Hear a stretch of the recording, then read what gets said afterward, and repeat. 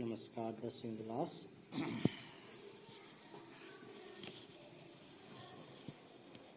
फिर एसएस में very short question कर रहे थे हमारे 25 क्वेश्चन हमने किए। क्वेश्चन नंबर 26, फोर्जा इटालियन का नेता कौन था? तो फोर्जा इटालियन जैसे भारत में कांग्रेस बीजेपी है, ऐसे ही इटली का एक राजनीतिक दल है और बर्लुस्कोनी उसका नेता है। झारखंड मुक्ति मोर्चा ये एक क्षेत्रीय पार्टी है झारखंड के अंदर। इसकी स्थापना हुई 1973 में। असम आंदोलन ने किस राजनीतिक दल का रूप अख्तियार किया? असम नाम से एक आंदोलन चला था असम के अंदर और बाद में ये ही आंदोलन एक राजनीतिक दल बन गया जिसका नाम था असम गण परिषद। भारतीय कम्युनिस्ट पार्टी मार्क्सवादी की स्थापना 1964 में हुई। फोर्जा इटालियन दोबारा आया क्वेश्चन, इटली का राजनीतिक दल 1993 में बना। अमेरिका ब्रिटेन में दो दलीय व्यवस्था है। अमेरिका में दो दलीय है जहां चुनाव मुख्य रूप से दो दल डेमोक्रेटिक पार्टी रिपब्लिक पार्टी के बीच में होता है और कांग्रेस की स्थापना है 1885 में हुई। उसके बाद शॉर्ट आंसर में राजनीतिक दल की ज़रूरत क्यों है? तो राजनीतिक दल द्वारा किए जाने वाले कार्यों को देखें तो हमें ये पता चलता है कि राजनीतिक दल लोकतंत्र के लिए बहुत ज़रूरी है। जो हमने इसके कार्य देखे कि ये चुनाव लड़ते हैं, सरकार बनाते हैं।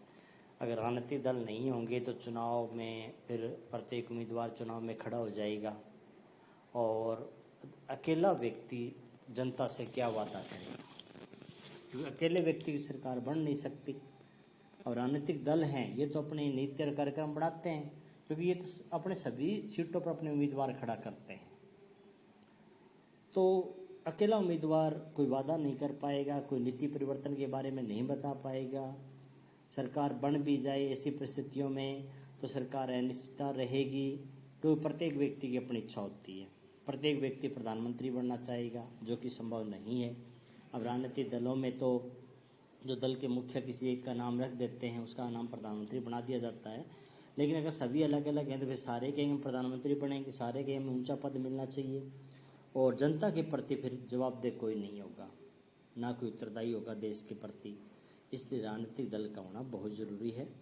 दल बदल की प्रवृत्ति की दो हानियाँ। दल बदल जो कि एक तो इससे राजनीति अस्थिर होती है, कभी व्यक्ति किसी दल में चला गया, कभी लालच में किसी दल में चला गया, इससे राजनीतिक अस्थिरता पैदा होती है। दूसरा, इस प्रकृति से भ्रष्टाचार भी फैलता है। क्यों? क्योंकि वो पैसे के लालच में तो जाते हैं, तो इससे भ्रष्टाचार फैलता है। लोकतंत्र में विपक्षी दल एक तो सरकार की आलोचना करेगा, दूसरा विरोधी दल सरकार की नीतियों का आलोचना करके सरकार की नीतियों को प्रभावित करने की कोशिश करेगा, सरकार को निरंकुश नहीं होने देगा। बहुदलीय प्रणाली के नुकसान क्या हैं? बहुदलीय प्रणाली में एक तो एक दल को पूरा बहुमत नहीं मिल पाएगा।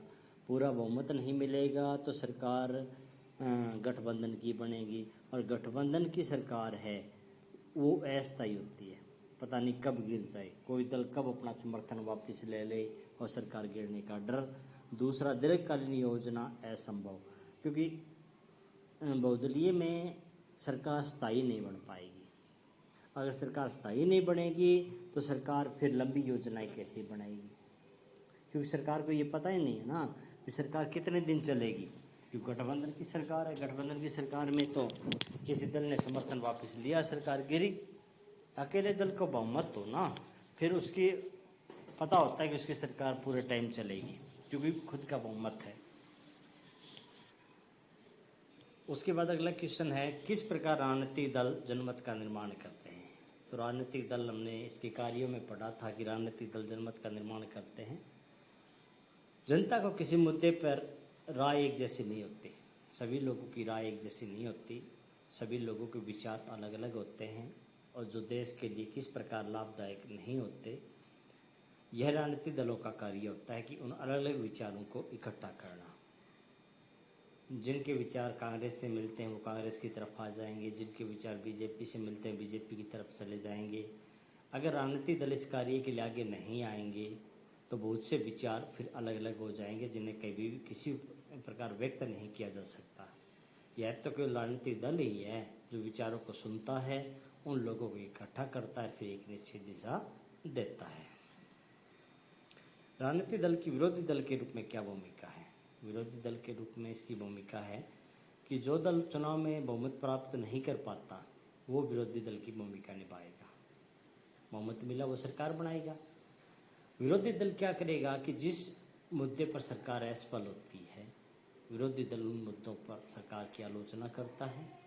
अगर सरकार किसी मुद्दे पर नाकाम हो जाए या किसी ऐसी नीति का निर्माण कर दे जो जनता के लिए ठीक नहीं है, तो विरोधी दल उस गलत नीति को जनता के सामने लाएगा और बताएगा कि ये देखो सरकार ने ये गलत काम किया है, और वो अपने लिए जनमत तैयार करेगा, लोगों को अपने पक्ष में करने की कोशिश करेगा, ताकि या तो सरकार की सत्ता को उखाड़ फेंका जा सके या फिर जनता के कल्याण की नीतियाँ बना दे सरकार। अब सरकार के सामने दो ही चीज़ें बच जाती है। जब विरोधी दल सक्रिय हो जाता है तो या तो सरकार को हटना पड़ता है या फिर उसको जनता की भलाई के लिए नीतियाँ बनानी पड़ती है। कौन से दल को राष्ट्रीय दल की मान्यता मिलती है? तो हमारे देश में दो प्रकार की पार्टियां होती है, राष्ट्रीय पार्टी, क्षेत्रीय पार्टी। तो भारत के चुनाव आयोग ने कुछ नियम बनाए हैं। एक तो वोट प्राप्त करने का जो प्रतिशत है और एक सीट प्राप्त करने का, उनके आधार पर ही राष्ट्रीय दल की मान्यता मिलेगी। अगर किसी राजनीतिक दल को राष्ट्रीय दल की मान्यता लेनी है तो उस दल को लोकसभा के वोटों में या 4 राज्यों के विधानसभा के वोटों में कम से कम 6% वोट लेने पड़ेंगे। साथ ही साथ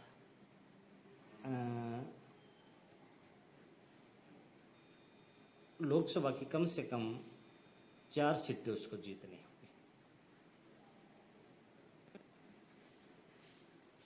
नहीं, लोकसभा की 4 नहीं, कुल सीटों का 2%, यानी कि लोकसभा की 11 सीटें उसको जीतनी होगी। क्षेत्रीय दल की मान्यता के लिए या 4 राज्यों को क्षेत्रीय दल के कम से कम 4 राज्यों में अगर वो क्षेत्रीय दल के रूप में जो जितना वोट परसेंट उसको चाहिए, तो ऐसी अवस्था में अगर 4 राज्यों में वो 6% वोट लेता है तो उसको राष्ट्रीय दल की मान्यता मिलती है। ठीक, क्वेश्चन आप करोगे। क्वेश्चन नंबर 7 आपका राइट का काम है, और ये क्वेश्चन सभी दोहराओगे, पीछे वाले भी साथ ही साथ दोहराओगे। धन्यवाद।